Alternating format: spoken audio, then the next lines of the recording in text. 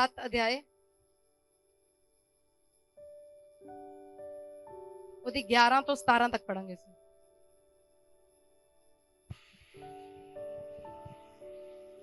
थोड़े दिन के बाद वह नाइन नाम के एक नगर को गया। उसके चेले और बड़ी भीड़ उसके साथ जा रही थी।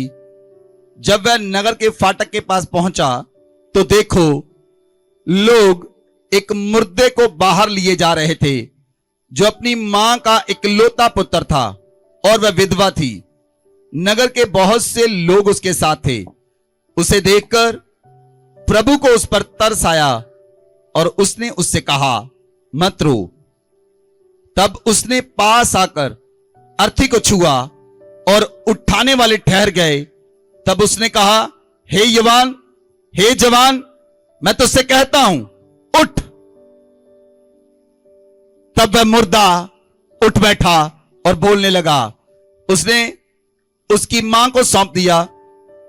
इससे सब पर भय छा गया और वह परमेश्वर की बड़ाई करके कहने लगे, हमारे बीच में एक बड़ा भविष्यद्वक्ता उठा है और परमेश्वर ने अपने लोगों पर कृपा दृष्टि की है। और उसके विषय में जब बातें सारे यहूदिया और आसपास के सारे देशों में फैल गई। ਹਾਲੇਲੂਇਆ। ਤੁਸੀਂ ਪਿਛਲੇ ਦਿਨਾਂ ਦੇ ਵਿੱਚ ਵੀ ਮੁਰਦੇ ਜ਼ਿੰਦਾ ਹੁੰਦੇ ਦੇਖੇ। ਅੱਜ ਸਵੇਰੇ ਫਿਰ ਮੈਨੂੰ ਪਰਮੇਸ਼ਵਰ ਨੇ ਮੁਰਦੇ ਜ਼ਿੰਦਾ ਕਰਨ ਦੀ ਗੱਲ ਕੀਤੀ। ਹਾਲੇਲੂਇਆ। ਜਿੱਦਾਂ ਮੈਂ ਸਵੇਰੇ ਉੱਠੀ ਤਾਂ ਇਸ ਵਚਨ ਨੂੰ ਪੜਿਆ ਔਰ ਪੜ ਰਹੀ ਸੀ ਔਰ ਪਰਮੇਸ਼ਵਰ ਨੇ ਕੁਝ ਭੇਤਾਂ ਨੂੰ ਪ੍ਰਗਟ ਕੀਤਾ। ਮੈਂ ਤੁਹਾਨੂੰ ਪੁੱਛਣਾ ਚਾਹੁੰਦੀ ਗੱਲ ਕਿ ਪ੍ਰਭੂ ਯਿਸੂ ਮਸੀਹ ਮੁਰਦਿਆਂ ਨੂੰ ਕਿਉਂ ਜ਼ਿੰਦਾ ਕਰਦਾ ਸੀ? ਮੁਰਦਿਆਂ ਨੂੰ ਪ੍ਰਭੂ ਕਿਉਂ ਜ਼ਿੰਦਾ ਕਰਦਾ? ਇਹ 9 ਨਾਮ ਜਗ੍ਹਾ ਦੇ ਵਿੱਚ ਇੱਕ ਔਰਤ ਹੈ, ਵਿਧਵਾ ਔਰਤ। ਉਹਦੇ ਬੇਟੇ ਨੂੰ ਪ੍ਰਭੂ ਯਿਸੂ ਮਸੀਹ ਨੇ ਉਹਦੀ ਅਰਥੀ ਨੂੰ ਛੂ ਕੇ ਉਹਨੂੰ ਜ਼ਿੰਦਾ ਕੀਤਾ। ਕਿਉਂ ਕੀਤਾ? ਕਿ ਪ੍ਰਭੂ ਯਿਸੂ ਮਸੀਹ ਚਾਹੁੰਦੇ ਸੀ ਕਿ ਮੇਰੇ ਨਾਮ ਨੂੰ ਵਡਿਆਈ ਮਿਲੇ? ਜਦੋਂ ਮੈਂ ਇਹਨੂੰ ਚੰਗਾ ਕਰਾਂ ਤਾਂ ਲੋਕ ਮੇਰੀ ਵਾਹ ਵਾਹੀ ਕਰਨ, ਮੈਨੂੰ ਮੋਢਿਆਂ ਤੇ ਚੱਕ ਕੇ ਘੁਮਾਣ? ਕਿ ਪ੍ਰਭੂ ਯਿਸੂ ਮਸੀਹ ਚਾਹੁੰਦੇ ਸੀ? ਕਿ ਪ੍ਰਭੂ ਯਿਸੂ ਮਸੀਹ ਚਾਹੁੰਦੇ ਸੀ ਕਿ ਸਾਰਾ ਸੰਸਾਰ ਜਾਣ ਲਵੇ ਕਿ ਮੈਨੂੰ ਮੁਰਦਿਆਂ ਦੇ ਉੱਤੇ ਜਿੱਤ ਦਿੱਤੀ ਗਈ ਹੈ ਜਾਂ ਮੈਨੂੰ ਮੌਤ ਦੇ ਉੱਤੇ ਜਿੱਤ ਦਿੱਤੀ ਗਈ ਹੈ?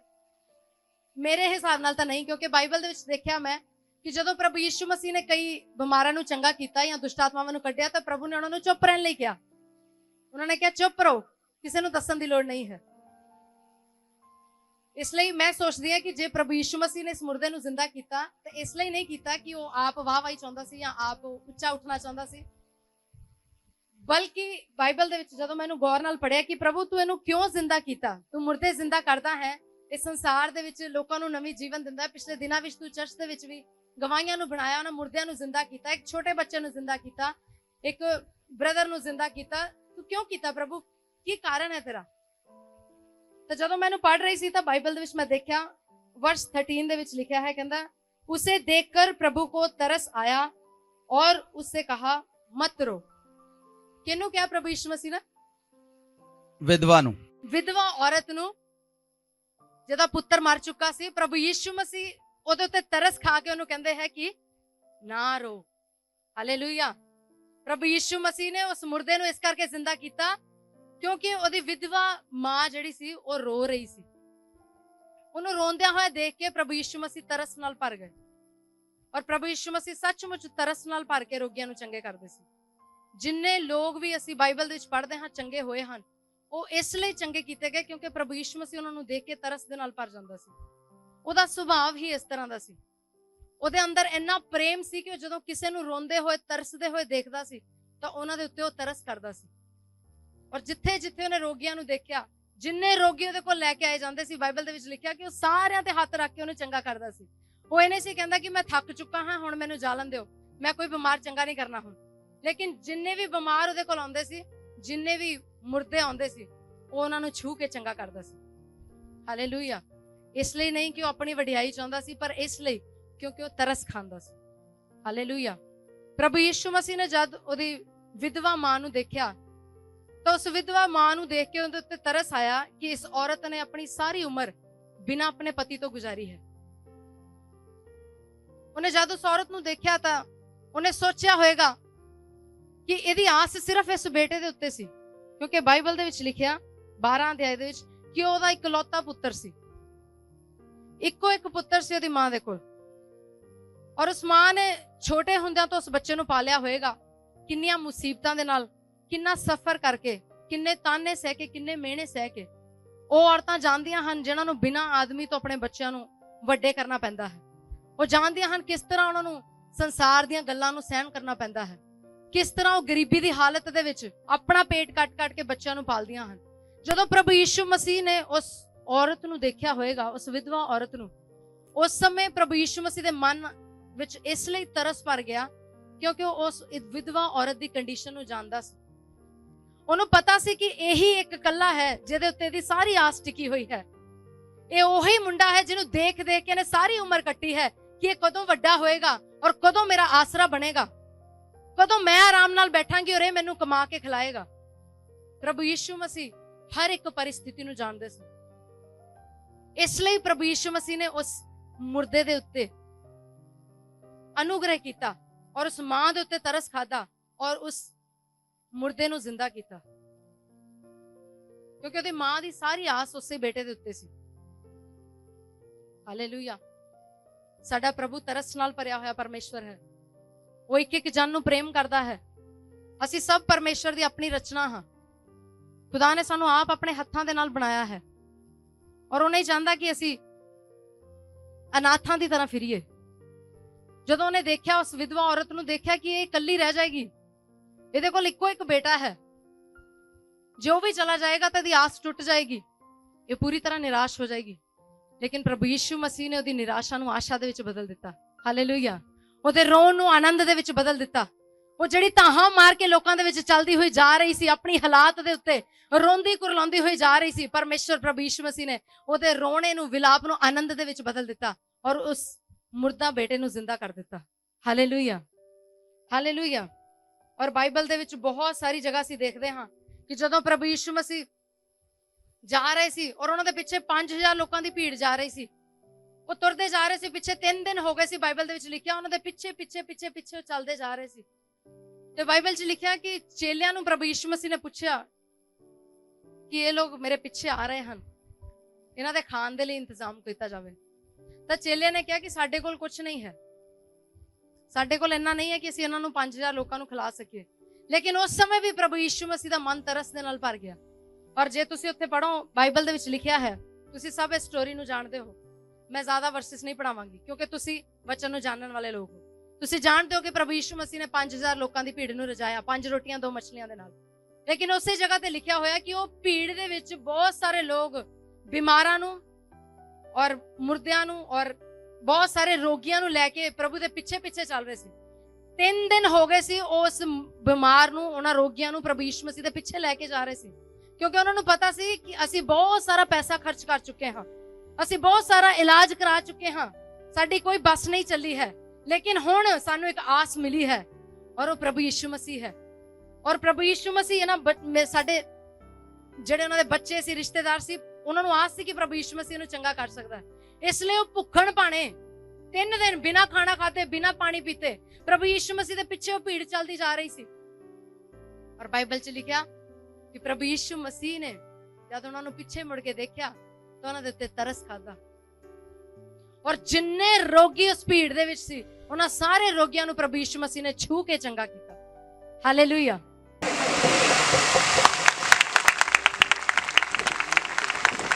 ਹਾਲੇਲੂਇਆ। ਪ੍ਰਭੂ ਯਿਸੂ ਮਸੀਹ ਹਰ ਇੱਕ ਜਨ ਦੇ ਉੱਤੇ ਤਰਸ ਖਾਂਦਾ ਹੈ। ਉਹ ਹਰ ਇੱਕ ਦੀ ਸਿਚੁਏਸ਼ਨ ਨੂੰ ਦੇਖਦਾ ਹੈ। ਜਿਸ ਤਰ੍ਹਾਂ ਚੇਲੇ ਉਹਨਾਂ ਨੂੰ ਦੇਖ ਰਹੇ ਸੀ, ਉਸ ਤਰ੍ਹਾਂ ਨਹੀਂ ਸੀ ਉਹ ਦੇਖ ਰਿਹਾ। ਜਿਸ ਤਰ੍ਹਾਂ ਸੰਸਾਰ ਤੁਹਾਨੂੰ ਦੇਖਦਾ ਹੈ, ਉਹ ਤੁਹਾਨੂੰ ਉਸ ਤਰ੍ਹਾਂ ਨਹੀਂ ਦੇਖਦਾ ਹੈ। ਹਾਲੇਲੂਇਆ। ਉਹ ਤੁਹਾਡੀ ਹਰ ਇੱਕ ਸਿਚੁਏਸ਼ਨ ਨੂੰ ਜਾਣਦਾ ਹੈ ਔਰ ਉਹ ਤੁਹਾਡੇ ਉੱਤੇ ਤਰਸ ਕਰਦਾ ਹੈ। ਇਸ ਲਈ ਉਹਨੇ ਅੱਜ ਤੱਕ ਤੁਹਾਨੂੰ ਅਨਾਥ ਨਹੀਂ ਛੱਡਿਆ ਹੈ, ਆਪਣੇ ਕੋਲ ਬੁਲਾਇਆ ਹੈ। ਹਾਲੇਲੂਇਆ।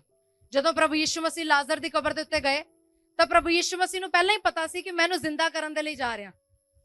ਤੁਸੀਂ ਜਾਣਦੇ ਹੋ ਬਾਈਬਲ 'ਚ ਲਿਖਿਆ ਕਿ ਉਹ ਆਪਣੇ ਚੇਲਿਆਂ ਨੂੰ ਕਹਿੰਦਾ ਕਿ ਮੈਂ ਖੁਸ਼ ਹਾਂ ਤੁਹਾਡੇ ਕਰਕੇ ਕਿ ਆਪਾਂ ਉੱਥੇ ਨਹੀਂ ਸੀਗੇ, ਕਿਉਂਕਿ ਹੁਣ ਤੁਹਾਡਾ ਵਿਸ਼ਵਾਸ ਹੋਰ ਮਜ਼ਬੂਤ ਹੋਏਗਾ। ਮੈਂ ਜਾਵਾਂਗਾ, ਲਾਜ਼ਰ ਨੂੰ ਜ਼ਿੰਦਾ ਕਰਾਂਗਾ ਔਰ ਤੁਹਾਡਾ ਵਿਸ਼ਵਾਸ ਮਜ਼ਬੂਤ ਹੋਏਗਾ।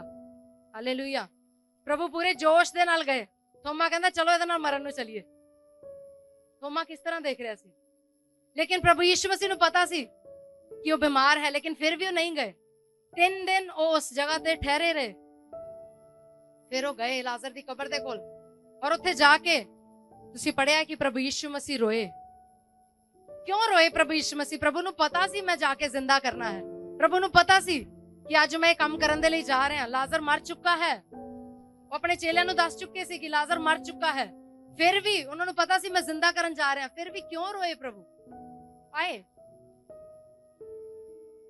ਕਿਉਂ ਰੋਏ ਪ੍ਰਭੂ? ਇਸ ਲਈ ਨਹੀਂ ਕਿ ਲਾਜ਼ਰ ਮਰ ਗਿਆ ਸੀ, ਇਸ ਲਈ ਰੋਏ ਕਿਉਂਕਿ ਜਦੋਂ ਉਹਨਾਂ ਨੇ ਮਾਰਥਾ ਤੇ ਮਰੀਅਮ ਨੂੰ ਰੋਂਦੇ ਹੋਏ ਦੇਖਿਆ, ਜਦੋਂ ਦੋਨਾਂ ਭੈਣਾਂ ਨੇ ਆ ਕੇ ਪ੍ਰਭੂ ਯਿਸੂ ਮਸੀਹ ਨੂੰ ਕਿਹਾ ਕਿ ਇਹੀ ਇੱਕ ਇਕਲੌਤਾ ਸੀ ਸਾਡੇ ਕੋਲ, ਪ੍ਰਭੂ ਜੇ ਤੂੰ ਇੱਥੇ ਹੁੰਦਾ ਤੇ ਇਹ ਨਾ ਮਰਦਾ, ਸਾਡਾ ਆਸਰਾ ਨਾ ਟੁੱਟਦਾ। ਇਹ ਉਹ ਭਰਾ ਹੈ ਜਿਨ੍ਹਾਂ ਨੇ ਬਿਨਾਂ ਮਾਂ-ਬਾਪ ਤੋਂ ਸਾਨੂੰ ਪਾਲਿਆ ਹੈ। ਇਹ ਉਹ ਭਰਾ ਹੈ ਜਿਹਦੇ ਕਰਕੇ ਸਾਡੇ ਪੇਕੇ ਬਣੇ ਹੋਏ ਹਨ, ਜਿਹਦੇ ਕਰਕੇ ਅਸੀਂ ਸੋਚਦੇ ਹਾਂ ਕਿ ਇਹ ਸਾਨੂੰ ਵਿਆਹੇਗਾ ਔਰ ਅਸੀਂ ਇਹਨੂੰ ਆ ਕੇ ਮਿਲਾਂਗੇ। ਇਹੀ ਸਾਡਾ ਇੱਕ ਆਸਰਾ ਹੈ, ਸਾਡਾ ਹੋਰ ਕੋਈ ਰਿਸ਼ਤੇਦਾਰ ਨਹੀਂ ਹੈ। ਉਹ ਆ ਕੇ ਪ੍ਰਭੂ ਦੇ ਕੋਲ ਰੋ ਰਹੀਆਂ, ਕਹਿ ਰਹੇ ਪ੍ਰਭੂ ਜੇ ਤੂੰ ਇੱਥੇ ਹੁੰਦਾ ਤੇ ਇਹ ਕਦੀ ਨਾ ਮਰਦਾ। ਇਸ ਲਈ ਪ੍ਰਭੂ ਯਿਸੂ ਮਸੀਹ ਤਰਸ ਨਾਲ ਭਰ ਕੇ ਰੋਣ ਲੱਗੇ। ਪ੍ਰਭੂ ਯਿਸੂ ਮਸੀਹ ਨੇ ਉਹਨਾਂ ਦੇ ਹਾਲਾਤ ਨੂੰ ਦੇਖਿਆ, ਪ੍ਰਭੂ ਯਿਸੂ ਮਸੀਹ ਰੋਏ, ਤਰਸ ਨਾਲ ਭਰ ਗਏ। ਔਰ ਤਰਸ ਨਾਲ ਭਰ ਕੇ ਉਹਨਾਂ ਨੇ ਉਹਨਾਂ ਦੀਆਂ ਲਾਜ਼ਰ ਦੀਆਂ ਭੈਣਾਂ ਨੂੰ ਕਿਹਾ, ਦੱਸੋ ਮੈਨੂੰ ਕਿੱਥੇ ਲਾਜ਼ਰ ਨੂੰ ਪਾਇਆ ਹੈ ਤੁਸੀਂ? ਹਾਲੇਲੂਇਆ। ਉਹ ਨਹੀਂ ਚਾਹੁੰਦਾ ਕਿ ਤੁਸੀਂ ਇਸ ਤਰ੍ਹਾਂ ਦੀ ਹਾਲਤ ਦੇ ਵਿੱਚ ਰਹੋ। ਉਹ ਨਹੀਂ ਚਾਹੁੰਦਾ ਕਿ ਤੁਸੀਂ ਨਿਰਾਸ਼ਾ ਦੇ ਵਿੱਚ ਰਹੋ।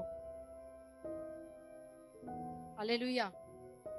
ਉਹ ਨਹੀਂ ਚਾਹੁੰਦਾ ਕਿ ਤੁਸੀਂ ਇਸ ਧਰਤੀ ਦੇ ਉੱਤੇ ਬੇਸਹਾਰਾ ਰਹੋ। ਬਾਈਬਲ ਦੇ ਵਿੱਚ ਇੱਕ ਹੋਰ ਲੜਕੇ ਦੇ ਬਾਰੇ ਲਿਖਿਆ ਜਿਹਨੂੰ ਦੁਸ਼ਟ ਆਤਮਾ ਗ੍ਰਸਤ ਸੀ, ਜਿਹੜਾ ਦੁਸ਼ਟ ਆਤਮਾ ਦੇ ਕਾਰਨ ਉਹਦੇ ਮੂੰਹ ਦੇ ਵਿੱਚੋਂ ਦੀ ਫੇਨ ਜਾਂਦੀ ਸੀ, ਉਹ ਲੋਟਦਾ ਸੀ, ਬੁਰੀ ਹਾਲਤ ਸੀ। ਜਿਹੜੇ ਮੁੰਡੇ ਨੂੰ ਚੇਲਿਆਂ ਦੇ ਕੋਲ ਲਿਆਂਦਾ ਗਿਆ ਔਰ ਚੇਲੇ ਉਸ ਚੋਂ ਦੁਸ਼ਟ ਆਤਮਾ ਨਹੀਂ ਕੱਢ ਸਕੇ।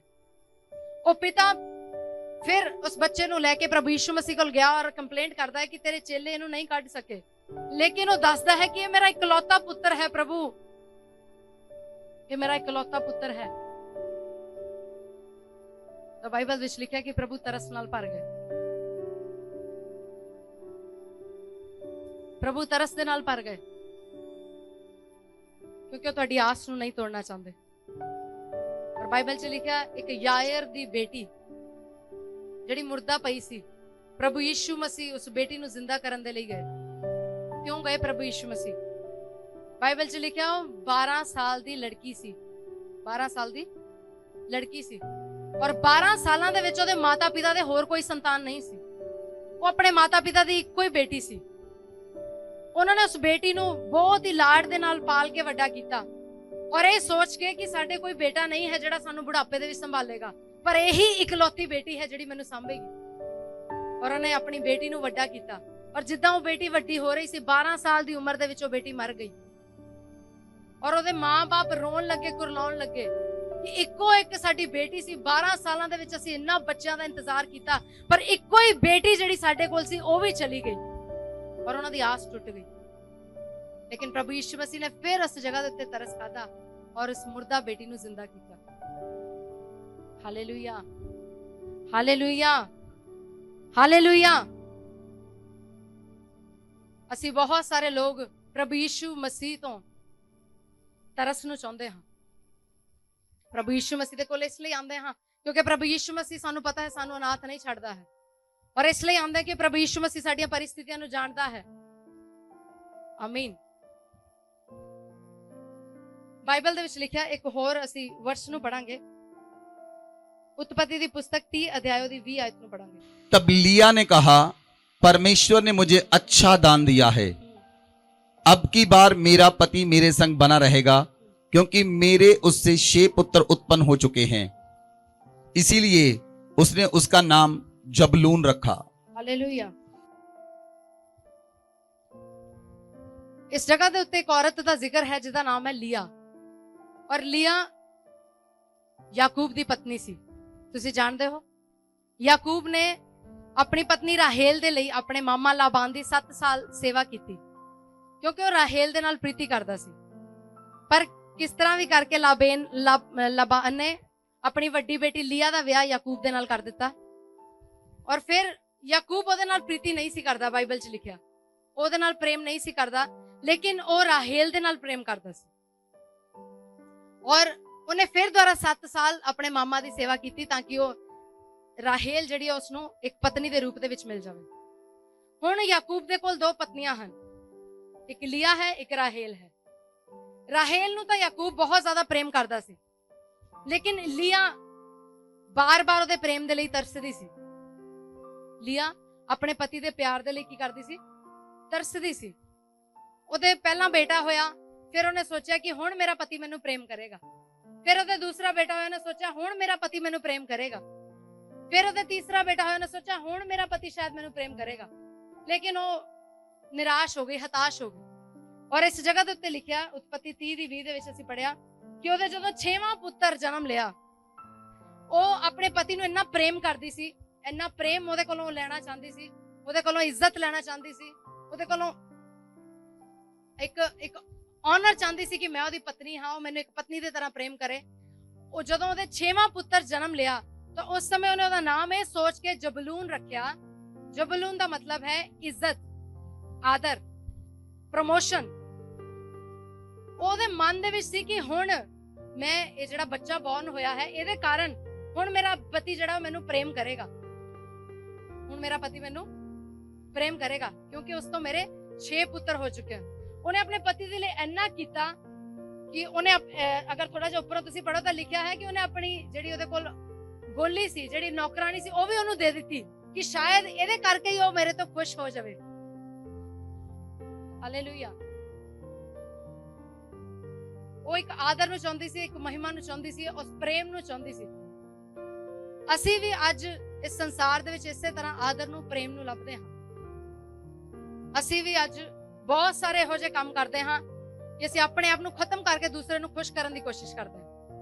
ਅਸੀਂ ਆਪਣੀ ਆਇਡੈਂਟੀਟੀ ਨੂੰ ਖਤਮ ਕਰਕੇ ਦੂਸਰੇ ਲੋਕਾਂ ਨੂੰ ਖੁਸ਼ ਕਰਨ ਦੀ ਕੋਸ਼ਿਸ਼ ਕਰਦੇ ਹਾਂ। ਪਤਨੀਆਂ ਆਪਣੇ ਪਤੀ ਦੇ ਲਈ ਸਾਰਾ ਕੁਝ ਕਰਦੀਆਂ ਹਨ, ਲੇਕਿਨ ਫਿਰ ਵੀ ਆਖਰ ਦੇ ਵਿੱਚ ਰੋ ਕੇ ਕਹਿੰਦੇ ਕਿ ਮੈਨੂੰ ਪਿਆਰ ਨਹੀਂ ਮਿਲਿਆ ਹੈ, ਮੈਨੂੰ ਆਦਰ ਨਹੀਂ ਮਿਲਿਆ ਹੈ, ਮੈਂ ਜਿਸ ਤਰ੍ਹਾਂ ਦਾ ਆਨਰ ਚਾਹੁੰਦੀ ਸੀ ਮੈਨੂੰ ਉਸ ਤਰ੍ਹਾਂ ਨਹੀਂ ਮਿਲਿਆ ਹੈ। ਮਾਂ-ਬਾਪ ਆਪਣੇ ਬੱਚਿਆਂ ਨੂੰ ਵੱਡਾ ਕਰਦੇ ਹਨ ਔਰ ਵੱਡੇ ਹੋ ਕੇ ਉਹਨਾਂ ਤੋਂ ਆਸ ਰੱਖਦੇ ਹਨ ਕਿ ਬੱਚੇ ਹੁਣ ਸਾਡਾ ਕਹਿਣਾ ਮੰਨਣਗੇ, ਹੁਣ ਬੱਚੇ ਸਾਡੇ ਵਾਸਤੇ ਆਸਰਾ ਬਣਨਗੇ। ਲੇਕਿਨ ਉਹੀ ਬੱਚੇ ਮਾਂ-ਬਾਪ ਨੂੰ ਛੱਡ ਕੇ ਚਲੇ ਜਾਂਦੇ ਹਨ। ਉਹੀ ਬੱਚੇ ਮਾਂ-ਬਾਪ ਦੀਆਂ ਇੱਛਾਵਾਂ ਦਾ ਆਦਰ ਨਹੀਂ ਕਰਦੇ ਹਨ ਔਰ ਉਸ ਸਮੇਂ ਮਾਂ-ਬਾਪ ਦੇ ਮਨ ਨੂੰ ਠੇਸ ਲੱਗਦੀ ਹੈ। ਉਹ ਸੋਚਦੇ ਹਨ ਕਿ ਜਿਹੜਾ ਆਦਰ ਸਾਨੂੰ ਚਾਹੀਦਾ ਸੀ ਉਹ ਸਾਨੂੰ ਨਹੀਂ ਮਿਲਿਆ ਹੈ। ਪਤੀ ਸਾਰਾ ਦਿਨ ਮਰਦਾ ਹੈ, ਬਾਹਰ ਕੰਮ ਕਰਦਾ ਹੈ, ਆਪਣੇ ਬੱਚਿਆਂ ਲਈ, ਆਪਣੀ ਪਤਨੀ ਦੇ ਲਈ ਸਭ ਕੁਝ ਕਰਦਾ ਹੈ, ਲੇਕਿਨ ਉਹਦੇ ਬੱਚੇ ਬਾਪ ਦੇ ਮੂਹਰੇ ਬੋਲਦੇ ਹਨ, ਉਹਨੂੰ ਜਵਾਬ ਦਿੰਦੇ ਹਨ। ਉਹਦੀ ਪਤਨੀ ਉਹਨੂੰ ਕਹਿੰਦੀ ਹੈ ਤੂੰ ਮੇਰੇ ਲਈ ਅੱਜ ਤੱਕ ਕੀਤਾ ਕੀ ਹੈ? ਉਹ ਸਵੇਰ ਤੋਂ ਲੈ ਕੇ ਸ਼ਾਮ ਤੱਕ ਕੰਮ ਕਰਦਾ ਹੈ, ਬੁਰੇ ਹਾਲਾਤਾਂ ਦੇ ਵਿੱਚ ਰਹਿੰਦਾ ਹੈ, ਪਤਾ ਨਹੀਂ ਕਿਹਨੂੰ ਸਹਿੰਦਾ ਹੈ, ਲੇਕਿਨ ਫਿਰ ਵੀ ਉਹਦੀ ਪਤਨੀ ਉਹਨੂੰ ਕਹਿੰਦੀ ਹੈ ਕਿ ਤੂੰ ਮੇਰੇ ਲਈ ਕੀਤਾ ਕੀ ਹੈ ਅੱਜ ਤੱਕ? ਗੁਆਂਢੀਆਂ ਨੂੰ ਦੇਖ, ਉਹਨਾਂ ਦੀ ਜਨਾਨੀਆਂ ਕਿੰਨੇ ਸੋਹਣੇ ਸੋਹਣੇ ਕੱਪੜੇ ਪਾਉਂਦੀਆਂ ਹਨ, ਤੂੰ ਮੈਨੂੰ ਇੱਕ ਸੂਟ ਤੱਕ ਨਹੀਂ ਲੈ ਕੇ ਦੇ ਸਕਦਾ। ਉਹ ਦੇਖ, ਉਹਨੇ 2 ਸੋਨੇ ਦੇ ਸੈੱਟ ਬਣਾ ਲਏ ਆ ਤਾਂ ਮੇਰੇ ਕੋਲ ਇੱਕ ਵੀ ਨਹੀਂ ਹੈ। ਤੂੰ ਮੈਨੂੰ ਅੱਜ ਤੱਕ ਇੱਕ ਰਿੰਗ ਤੱਕ ਨਹੀਂ ਲੈ ਕੇ ਦਿੱਤੀ ਹੈ। ਉਹ ਮਰ ਜਾਂਦਾ ਹੈ, ਸਾਰਾ ਦਿਨ ਕੰਮ ਕਰਦਾ ਹੈ, ਉਹਦੇ ਮਨ ਦੇ ਵਿੱਚ, ਉਹਦੇ ਦਿਮਾਗ ਦੇ ਵਿੱਚ ਹਰ ਸਮੇਂ ਆਪਣੀ ਪਤਨੀ, ਆਪਣੇ ਬੱਚਾ, ਆਪਣੇ ਪਰਿਵਾਰ ਸਭ ਕੁਝ ਰਹਿੰਦਾ ਹੈ, ਲੇਕਿਨ ਫਿਰ ਵੀ ਪਤਨੀ ਕੰਪਲੇਂਟ ਕਰਦੀ ਹੈ। ਕਿਉਂ? ਅਸੀਂ ਵੀ ਇਸੇ ਤਰ੍ਹਾਂ, ਸਾਡੇ ਵਿੱਚ ਵੀ ਬਹੁਤ ਸਾਰੇ ਭੈਣ ਭਰਾ ਇਹੋ ਜਿਹੇ ਬੈਠੇ ਹੋਏ ਜਿਹੜੇ ਰੋਜ਼ ਸੋਚਦੇ ਇੰਨਾ ਕੀਤਾ ਮੈਂ ਘਰਦਿਆਂ ਲਈ, ਮੇਰੇ ਕਦਰ ਹੀ ਨਹੀਂ ਕਰਦੇ, ਮੈਂ ਆਪਣਾ ਆਪ ਖਤਮ ਕਰ ਦਿੱਤਾ। ਸ਼ਕਲ ਦੇਖੀ ਮੇਰੀ ਕੀ ਬਣ ਗਈ, ਕਿੱਦਾਂ ਦੀ ਸੀ ਮੈਂ ਜਦੋਂ ਘਰ 'ਚ ਆਈ ਸੀ, ਕੀ ਹਾਲਾਤ ਬਣਾ ਦਿੱਤੇ ਮੇਰੇ। ਬਹੁਤ ਸਾਰੇ ਲੋਕ ਇਸ ਤਰ੍ਹਾਂ ਸੋਚਦੇ ਹਨ, ਬਹੁਤ ਸਾਰੀਆਂ ਭੈਣਾਂ ਇਸ ਤਰ੍ਹਾਂ ਸੋਚਦੀਆਂ ਹਨ। ਉਹ ਸਾਰਾ ਕੁਝ ਆਪਣਾ ਦੇ ਦਿੰਦੀਆਂ, ਆਪਣੇ ਪਰਿਵਾਰ ਦੇ ਲਈ, ਆਪਣੇ ਘਰ ਦੇ ਲਈ ਸਭ ਕੁਝ ਦੇ ਦਿੰਦੀਆਂ, ਲੇਕਿਨ ਫਿਰ ਵੀ ਉਹਨਾਂ ਨੂੰ ਉਹ ਪਿਆਰ ਤੇ ਉਹ ਆਦਰ ਨਹੀਂ ਮਿਲਦਾ ਜਿਹੜਾ ਉਹ ਐਕਸਪੈਕਟ ਕਰਦੇ। ਸਿਰਫ ਇੱਕ ਆਦਰ ਦੇ ਲਈ, ਇੱਕ ਆਨਰ ਦੇ ਲਈ ਕਿ ਮੈਨੂੰ ਪ੍ਰੇਮ ਕੀਤਾ ਜਾਵੇ, ਮੇਰਾ ਆਦਰ ਕੀਤਾ ਜਾਵੇ, ਆਪਣੇ ਆਪ ਨੂੰ ਸੌਂਪ ਦਿੰਦੀਆਂ ਹਨ ਲੇਡੀਜ਼। ਔਰ ਆਦਮੀ ਵੀ ਆਪਣੇ ਆਪ ਨੂੰ ਪੂਰੀ ਤਰ੍ਹਾਂ ਆਪਣੇ ਪਰਿਵਾਰ ਦੇ ਲਈ ਦੇ ਦਿੰਦੇ ਹਨ। ਉਹ ਇਹ ਨਹੀਂ ਸੋਚਦੇ ਕਿ ਮੈਂ ਆਪਣਾ ਆਪ ਖਾਵਾਂ ਔਰ ਸਾਈਡ ਤੇ ਲੱਗਾ, ਲੇਕਿਨ ਉਹ ਸਾਰਾ ਦਿਨ ਮਿਹਨਤ ਕਰਦੇ ਹਨ। ਕੰਮ ਉੱਤੇ ਜਾ ਕੇ ਜੌਬ ਚਲੀ ਜਾਂਦੀ ਹੈ ਤਾਂ ਉਹਨਾਂ ਦੇ ਦਿਮਾਗ ਦੇ ਵਿੱਚ ਬੋਝ ਪੈ ਜਾਂਦਾ ਹੈ, ਮੈਨੂੰ ਜੌਬ ਚਾਹੀਦੀ ਹੈ, ਮੇਰੀ ਪਤਨੀ ਹੈ, ਮੇਰੇ ਬੱਚੇ ਹੈ, ਮੈਂ ਉਹਨਾਂ ਨੂੰ ਪਾਲਣਾ ਹੈ, ਲੇਕਿਨ ਫਿਰ ਵੀ ਉਹ ਇਸ ਕਰਕੇ ਸਾਰਾ ਕੰਮ ਕਰਦਾ ਹੈ ਤਾਂ ਕਿ ਉਹਨੂੰ ਇੱਕ ਆਨਰ ਮਿਲੇ, ਇੱਕ ਆਦਰ ਮਿਲੇ। ਹਾਲੇਲੂਇਆ। ਕੀ ਚਾਹੁੰਦੇ ਹਾਂ? ਅਸੀਂ ਪ੍ਰੇਮ ਚਾਹੁੰਦੇ ਹਾਂ, ਅਸੀਂ ਆਦਰ ਚਾਹੁੰਦੇ ਹਾਂ। ਇਸੇ ਪ੍ਰੇਮ ਦੇ ਲਈ, ਇਸੇ ਆਦਰ ਦੇ ਲਈ ਅਸੀਂ ਸਾਰਾ ਦਿਨ ਕੰਮ ਕਰਦੇ ਹਾਂ, ਦੂਸਰਿਆਂ ਨੂੰ ਖੁਸ਼ ਕਰਨ ਦੀ ਕੋਸ਼ਿਸ਼ ਕਰਦੇ ਹਾਂ। ਇਸੇ ਤਰ੍ਹਾਂ ਹੈ, ਇਸੇ ਤਰ੍ਹਾਂ ਹੈ। ਲੇਕਿਨ ਫਿਰ ਵੀ ਅਸੀਂ ਟੁੱਟੇ ਹੋਏ ਹਾਂ। ਸਾਡੇ ਮਨ ਦੇ ਵਿੱਚ ਫਿਰ ਵੀ ਕਿਤੇ ਦਰਦ ਹੈ ਕਿ ਇੰਨਾ ਕੁਝ ਕਰਨ ਦੇ ਬਾਵਜੂਦ ਵੀ ਮੇਰੀ ਕੋਈ ਇੱਜ਼ਤ ਨਹੀਂ ਹੈ। ਜਿਸ ਤਰ੍ਹਾਂ ਇਹ ਔਰਤ ਲੀਆ ਆਪਣੇ ਮਨ ਦੇ ਵਿੱਚ ਸੋਚ ਰਹੀ ਹੈ ਕਿ ਇਸ ਵਾਰ ਤਾਂ ਸ਼ਾਇਦ ਮੇਰਾ ਪਤੀ ਮੇਰੀ ਇੱਜ਼ਤ ਕਰੇਗਾ, ਇਸ ਵਾਰ ਤਾਂ ਸ਼ਾਇਦ ਮੈਂ ਉਸ ਆਨਰ ਨੂੰ ਪਾਵਾਂਗੀ। ਜਿਸ ਤਰ੍ਹਾਂ ਰਾਹੇਲ ਆਪਣੇ ਪਤੀ ਦਾ ਪ੍ਰੇਮ ਪਾਉਂਦੀ ਹੈ, ਉਸੇ ਤਰ੍ਹਾਂ ਮੈਨੂੰ ਵੀ ਉਹ ਪ੍ਰੇਮ ਕਰੇਗਾ। ਹਾਲੇਲੂਇਆ। ਬਹੁਤ ਸਾਰੇ ਲੋਕ ਆ ਸਾਡੇ ਵਿੱਚ, ਅਸੀਂ ਬਹੁਤ ਮਿਹਨਤ ਕਰਦੇ ਹਾਂ ਮਨੁੱਖਾਂ ਦੇ ਪ੍ਰੇਮ ਨੂੰ ਲੈਣ ਦੇ ਲਈ, ਮਨੁੱਖਾਂ ਦੇ ਆਦਰ ਨੂੰ ਲੈਣ ਦੇ ਲਈ। ਹਾਲੇਲੂਇਆ। ਪਰ ਮੈਂ ਤੁਹਾਨੂੰ ਅੱਜ ਇੱਕ ਗੱਲ ਦੱਸਣਾ ਚਾਹੁੰਦੀ ਹਾਂ ਕਿ ਬੇਸ਼ੱਕ ਇਸ ਸੰਸਾਰ ਦੇ ਵਿੱਚ ਬਹੁਤ ਸਾਰੇ ਲੋਕ ਤੁਹਾਡੀ ਇੱਜ਼ਤ ਨਾ ਕਰਨ, ਆਦਰ ਨਾ ਕਰਨ। ਬਾਈਬਲ ਦੇ ਵਿੱਚ ਜਿਹੜੇ ਅਸੀਂ ਲੋਕ ਦੇਖੇ ਜਿਨ੍ਹਾਂ ਨੂੰ ਪ੍ਰਭੂ ਯਿਸੂ ਮਸੀਹ ਨੇ ਜ਼ਿੰਦਾ ਕੀਤਾ, ਉਹ ਵਿਧਵਾ ਦਾ ਪੁੱਤਰ ਜਿਹੜਾ ਜ਼ਿੰਦਾ ਹੋਇਆ, ਜਾਂ ਯਾਇਰ ਦੀ ਬੇਟੀ ਜਿਹੜੀ ਜ਼ਿੰਦਾ ਹੋਈ, ਜਾਂ ਜਿਹੜੇ ਉਸ ਰੋਗੀ ਨੂੰ ਪ੍ਰਭੂ ਯਿਸੂ ਮਸੀਹ ਨੇ ਚੰਗਾ ਕੀਤਾ ਜਿਹੜਾ ਬਿਮਾਰ ਸੀ, ਜਿਹੜਾ ਦੁਸ਼ਟਾਤਮਾ ਗ੍ਰਸਤ ਸੀ। ਬਾਈਬਲ ਦੇ ਵਿੱਚ ਕੁਝ ਜ਼ਿਕਰ ਨਹੀਂ ਕੀਤਾ ਗਿਆ ਕਿ ਕੀ ਉਹਨਾਂ ਨੇ ਵੱਡੇ ਹੋ ਕੇ ਆਪਣੇ ਮਾਂ-ਬਾਪ ਦਾ ਆਦਰ ਕੀਤਾ, ਮਾਂ-ਬਾਪ ਨੂੰ ਸੰਭਾਲਿਆ। ਸਾਨੂੰ ਨਹੀਂ ਪਤਾ ਇਸ ਬਾਰੇ ਕਿ ਜਿਹੜੇ ਮੁਰਦੇ ਨੂੰ ਪ੍ਰਭੂ ਯਿਸੂ ਮਸੀਹ ਨੇ ਜ਼ਿੰਦਾ ਕੀਤਾ, ਕਿ ਵਾਕਈ ਉਹਨੇ ਜ਼ਿੰਦਾ ਹੋ ਕੇ ਆਪਣੀ ਮਾਂ ਨੂੰ ਸੰਭਾਲਿਆ ਜਾਂ ਨਹੀਂ ਸੰਭਾਲਿਆ, ਜਿਸ ਦੇ ਕਾਰਨ ਉਹ ਰੋ ਰਹੀ ਸੀ, ਪਿੱਟ ਰਹੀ ਸੀ। ਕੀ ਉਹਨੇ ਆਪਣੇ ਮਾਂ ਨੂੰ ਦੇਖਿਆ ਜਾਂ ਨਹੀਂ ਦੇਖਿਆ? ਸਾਨੂੰ ਇਸ ਦੇ ਬਾਰੇ ਕੁਝ ਨਹੀਂ ਪਤਾ। ਲੇਕਿਨ ਮੈਂ ਤੁਹਾਨੂੰ ਦੱਸਣਾ ਚਾਹੁੰਦੀ ਕਿ ਇੱਕ ਜਨ ਇਹੋ ਜਿਹਾ ਹੈ ਜਿਹੜਾ ਤੁਹਾਡੇ ਉੱਤੇ ਤਰਸ ਕਰਦਾ ਹੈ, ਜਿਹੜਾ ਤੁਹਾਡਾ ਆਦਰ ਕਰਦਾ ਹੈ, ਜਿਹੜਾ ਤੁਹਾਨੂੰ ਪ੍ਰੇਮ ਕਰਦਾ ਹੈ, ਜਿਹੜਾ ਤੁਹਾਨੂੰ ਡਿੱਗਣ ਨਹੀਂ ਦਿੰਦਾ। ਜਿੰਨੀ ਵਾਰ ਇਹ ਸੰਸਾਰ ਤੁਹਾਨੂੰ ਸੱਟ ਲਗਾਉਂਦਾ ਹੈ, ਉਨੀ ਵਾਰ ਉਹ ਤੁਹਾਡੀ ਸੱਟ ਦੇ ਉੱਤੇ ਮਲਮ ਲਾਉਣ ਦੇ ਲਈ ਆਉਂਦਾ ਹੈ। ਹਾਲੇਲੂਇਆ। ਉਹ ਪ੍ਰਭੂ ਯਿਸੂ ਮਸੀਹ ਹੈ, ਉਹ ਪ੍ਰਭੂ ਯਿਸੂ ਮਸੀਹ ਹੈ। ਜਦੋਂ ਤੁਸੀਂ ਦੁਖੀ ਹੁੰਦੇ ਹੋ ਤਾਂ ਤੁਹਾਡੇ ਦੁੱਖ ਦੇ ਵਿੱਚ ਤੁਹਾਡਾ ਸਾਥ ਦੇਣ ਲਈ ਆਉਂਦਾ ਹੈ। ਉਹਨੇ ਸਾਡੇ ਨਾਲ ਇੰਨਾ ਪ੍ਰੇਮ ਕੀਤਾ ਕਿ ਉਹਨੇ ਆਪਣਾ ਆਪ ਛੱਡ ਕੇ, ਸਵਰਗ ਨੂੰ ਛੱਡ ਕੇ ਇਸ ਧਰਤੀ ਦੇ ਉੱਤੇ ਆ ਗਿਆ। ਬਾਈਬਲ ਦੇ ਵਿੱਚ ਲਿਖਿਆ, ਜੇ ਤੁਸੀਂ ਫਿਲਿੱਪੀਆਂ ਦੀ ਪੁਸਤਕ 2 ਅਧਿਆਇ ਵਿੱਚ 8-9 ਆਇਤ ਨੂੰ ਪੜ੍ਹੋ ਤਾਂ ਲਿਖਿਆ ਕਿ ਉਹਨੇ ਆਪਣੇ ਆਪ ਨੂੰ ਜ਼ੀਰੋ ਕਰ ਦਿੱਤਾ।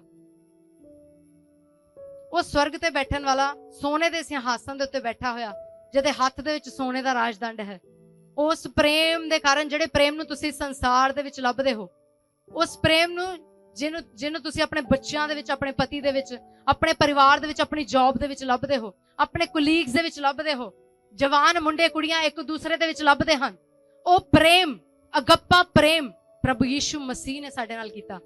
ਉਹ ਸਵਰਗ ਨੂੰ ਛੱਡ ਕੇ, ਆਪਣੇ ਸਿੰਘਾਸਨ ਨੂੰ ਛੱਡ ਕੇ ਸਾਡੇ ਲਈ ਜ਼ੀਰੋ ਬਣ ਗਿਆ, ਸ਼ੂਨਯ। ਬਾਈਬਲ ਦੇ ਵਿੱਚ ਲਿਖਿਆ ਉਹਨੇ ਆਪਣਾ ਆਪ ਸਭ ਕੁਝ ਗਵਾ ਦਿੱਤਾ। ਤੁਸੀਂ ਬਹੁਤ ਸਾਰੇ ਲੋਕਾਂ ਦੇ ਲਈ ਆਪਣੇ ਆਪ ਨੂੰ ਗਵਾਇਆ, ਲੇਕਿਨ ਉਹਨਾਂ ਨੇ ਤੁਹਾਡਾ ਆਨਰ ਨਹੀਂ ਕੀਤਾ, ਉਹਨਾਂ ਨੇ ਤੁਹਾਡਾ ਆਦਰ ਨਹੀਂ ਕੀਤਾ, ਤੁਹਾਨੂੰ ਉੱਚਾ ਨਹੀਂ ਉਠਾਇਆ। ਲੇਕਿਨ ਬਾਈਬਲ ਦੇ ਵਿੱਚ ਲਿਖਿਆ ਕਿ ਪ੍ਰਭੂ ਯਿਸੂ ਮਸੀਹ ਸਾਡਾ ਆਦਰ ਕਰਦਾ ਹੈ। ਹਾਲੇਲੂਇਆ। ਉਹ ਪ੍ਰਭੂ ਯਿਸੂ ਮਸੀਹ ਜਿਹਨੇ ਸਭ ਕੁਝ ਛੱਡ ਕੇ ਉਹ ਸਾਡੇ ਵਿੱਚ ਆ ਕੇ ਰਹਿਣ ਲੱਗ ਪਿਆ। ਹਾਲੇਲੂਇਆ। ਕੀ ਸੋਚੋ ਜ਼ਰਾ ਆਪਣੇ ਆਪ ਦੇ ਉੱਤੇ, ਕੀ ਮੈਂ ਇਸ ਲਾਇਕ ਹਾਂ ਕਿ ਪ੍ਰਭੂ ਯਿਸੂ ਮਸੀਹ ਮੇਰੇ ਅੰਦਰ ਆ ਕੇ ਰਹੇ? ਕੀ ਮੇਰੇ ਅੰਦਰ ਕੋਈ ਚੰਗੀ ਚੀਜ਼ ਵਾਸ ਕਰਦੀ ਹੈ? ਸੋਚੋ ਜ਼ਰਾ, ਮੇਰਾ ਘਰ ਕਿਹੋ ਜਿਹਾ ਹੈ? ਕੀ ਇਹ ਸਾਫ਼ ਸੁਥਰਾ ਹੈ? ਗੌਰ ਕਰੋ ਆਪਣੇ ਉੱਤੇ।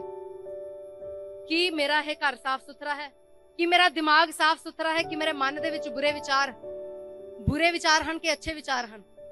ਕਿ ਮੇਰਾ ਦਿਲ ਚੰਗਾ ਹੈ ਕਿ ਨਹੀਂ ਚੰਗਾ ਹੈ? ਕਿ ਮੇਰਾ ਸਰੀਰ ਪਵਿੱਤਰ ਹੈ ਕਿ ਨਹੀਂ ਹੈ? ਸੋਚੋ ਆਪਣੇ ਹਾਲਾਤ ਦੇ ਉੱਤੇ। ਕੀ ਮੇਰਾ ਸਰੀਰ ਇਸ ਲਾਇਕ ਹੈ ਕਿ ਪ੍ਰਭੂ ਯਿਸੂ ਮਸੀਹ ਇਸ ਸਰੀਰ ਦੇ ਅੰਦਰ ਆ ਕੇ ਰਹੇ? ਪਰ ਫਿਰ ਵੀ ਉਹਨੇ ਆਪਣੇ ਆਪ ਨੂੰ ਜ਼ੀਰੋ ਕਰ ਦਿੱਤਾ। ਉਹ ਰਾਜਿਆਂ ਦਾ ਰਾਜਾ, ਪ੍ਰਭੂਆਂ ਦਾ ਪ੍ਰਭੂ, ਜਿਹੜਾ ਸਾਰੀ ਸ੍ਰਿਸ਼ਟੀ ਦਾ ਮਾਲਿਕ ਹੈ, ਜਿਹਦਾ ਨਾਮ ਸਭ ਨਾਮਾਂ ਤੋਂ ਉੱਚਾ ਨਾਮ ਹੈ। ਧਰਤੀ ਦੇ ਉੱਤੇ ਬਹੁਤ ਸਾਰੇ ਨਾਮ ਹਨ, ਬਹੁਤ ਸਾਰੇ ਪ੍ਰਾਈਮ ਮਿਨਿਸਟਰਸ ਦੇ, ਪ੍ਰੈਜ਼ੀਡੈਂਟਸ ਦੇ ਨਾਮ ਹਨ, ਬਹੁਤ ਸਾਰੀਆਂ ਵੱਡੀਆਂ ਵੱਡੀਆਂ ਬਿਮਾਰੀਆਂ ਦੇ ਨਾਮ ਹਨ, ਪਰ ਹਰ ਇੱਕ ਬਿਮਾਰੀ ਤੋਂ, ਹਰ ਇੱਕ ਪ੍ਰਧਾਨਤਾ ਤੋਂ ਉੱਚਾ ਪ੍ਰਭੂ ਯਿਸੂ ਮਸੀਹ ਦਾ ਨਾਮ ਹੈ। Hallelujah, hallelujah. ਉਹ ਉੱਤਮ ਪਰਮੇਸ਼ਵਰ ਮੇਰੇ ਅੰਦਰ ਆ ਕੇ ਵਾਸ ਕਰਦਾ ਹੈ। ਹਾਲੇਲੂਇਆ। ਉਹ ਉੱਤਮ ਪਰਮੇਸ਼ਵਰ ਮੇਰੇ ਅੰਦਰ ਆ ਕੇ ਵਾਸ ਕਰਦਾ ਹੈ। ਹਾਲੇਲੂਇਆ।